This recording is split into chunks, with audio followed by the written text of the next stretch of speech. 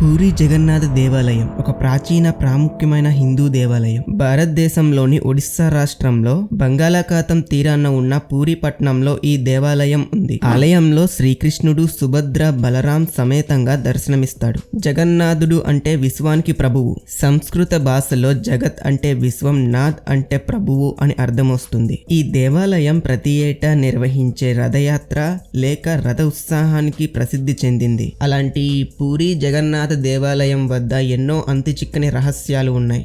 Science కూడా కనిపెట్టలేని నిజాలు. వాటిలో కొన్ని రహస్యాలు మనం ఈ వీడియోలో చెప్పుకుందాం. ఈ సంవత్సరం పూరి జగన్నాథ్ రథయాత్ర జూన్ 27న జరిగింది. ఈ దేవాలయానికి వెళ్లారో లేదో కామెంట్ లో చెప్పండి. అండ్ అలాగే నేను చెప్పబోయే ఈ రహస్యాలన్నీ అక్కడ గమనించారో లేదో కూడా కామెంట్ లో చెప్పండి. ఒకవేళ వెళ్ళాలి అనుకునే వాళ్ళు ఇవి గుర్తుపెట్టుకోండి. ఇంకా ఎవరైనా ఛానల్ ని సబ్స్క్రైబ్ చేసుకోకపోతే సబ్స్క్రైబ్ చేసుకోండి. మొదటిగా ఆ దేవాలయంపై ఉన్న జెండా గురించి మాట్లాడుకోవాలి. పూరి జగన్నాథ ఆలయంపై ఎప్పుడూ హిందూ మతం చిహ్నాలతో కూడిన జెండా కనిపిస్తుంది. 45 అంతస్తులు ఎత్తులో ఉన్న ఆ ఆలయంపై ఉన్న జెండాను ప్రతిరోజు కూడా క్రమం తప్పకుండా ఒక పూజారి ఈ ఆలయంపైకి ఎక్కి జెండాను మారుస్తుంటారు. ఈ ఆచారం 1800 సంవత్సరాల నుండి జరుగుతూ ఉంది. ఎన్ని అడ్డంకులు వచ్చినా, ఎంత పెద్ద వర్షం పడినా ఆ దేవాలయంపై ఉన్న జెండాను తప్పనిసరిగా మారుస్తారు. ఒకవేళ ఆ జెండాను ఒక్కరోజైనా మార్చకపోయినా ఆ రోజు నుండి 18 సంవత్సరాల వరకు ఆ ఆలయం మూతపడుతుందని అంటారు.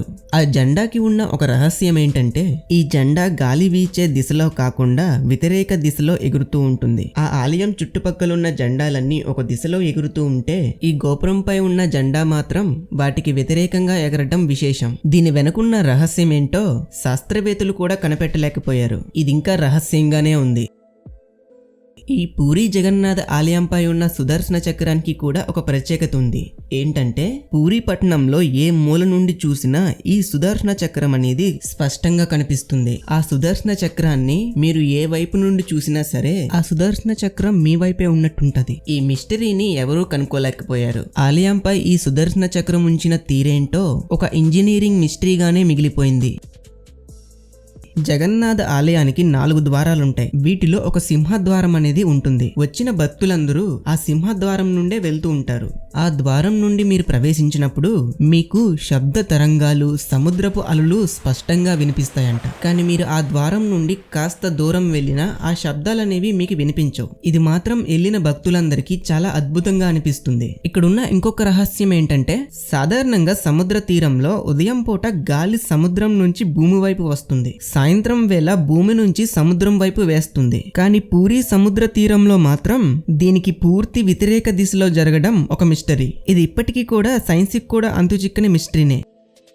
పూరి జగన్నాథ ఆలయం అనేది ఒక అద్భుతమనే చెప్పుకోవాలి. ఎందుకంటే మీరు ఆ ఆలయానికి ఏ రోజు వెళ్ళినా, ఏ సమయంలో వెళ్ళినా ఆ ఆలయం యొక్క నీడ అనేది ఎక్కడా పడదు. ఇది అప్పటి ఇంజనీరింగ్ అద్భుతమా లేదా దైవశక్తి కారణంగా ఇలా జరుగుతుందా అని అనుకుంటారు. లేదా అప్పటి ఇంజనీరింగ్స్ మనకంట అడ్వాన్స్డ్ టెక్నాలజీతో ఉన్నారని అనుకోవచ్చు. ఈ ఆలయం పై నుండి ఇప్పటి వరకు ఏ విమానం గాని, పక్షులు గాని ఎగరలేదు. కొన్ని దిక్కుల గవర్నమెంట్ నో ఫ్లయింగ్ జోన్ అనేది పెడుతూ ఉంటారు. కానీ ఈ ఆలయం దగ్గర ఏ నో ఫ్లయింగ్ జోన్ అనేది పెట్టలేదు. కానీ ఇప్పటి వరకు ఆ దేవాలయం పై నుండి ఏ విమానం కూడా ఎగరలేదు. ఈ విషయం పక్కనడితే పక్షులు కూడా ఆ దేవాలయం పై నుండి ఎగరకపోవడం ఒక విశేషం. మనం ఏ గుడిని చూసినా ఆ గుడిపై పక్షులు వాలడం అనేది చూస్తూ ఉంటాం. కానీ ఈ జగన్నాథ ఆలయం పైన ఏ పక్షి వాలదు, పైనుండి ఏ పక్షి ఎగరదు. ఇదేదో తెలియని శక్తి కారణంగా ఈ విధంగా జరుగుతుందని అందరూ అనుకుంటారు. ఇప్పుడున్న శాస్త్రవేత్తలు కూడా ఇది ఎందుకు ఇలా జరుగుతుందని కనుక్కోలేకపోయారు. అందుకే ఇది ఇంకా రహస్యంగానే మిగిలిపోయింది.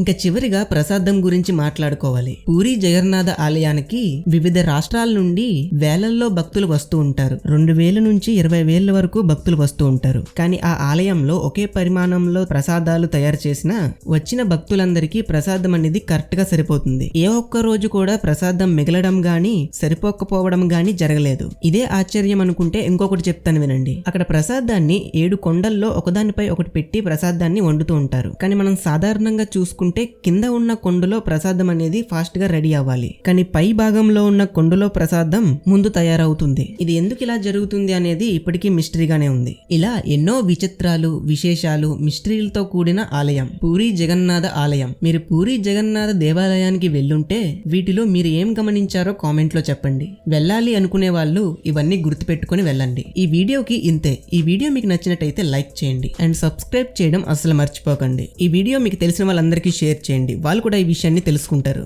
ఈ వీడియో ఇక్కడి వరకు చూసిన ప్రతి ఒక్కరికి థ్యాంక్ యూ సో మచ్. మరొక వీడియోతో మళ్ళీ కలుద్దాం. జై జగన్నాథ్.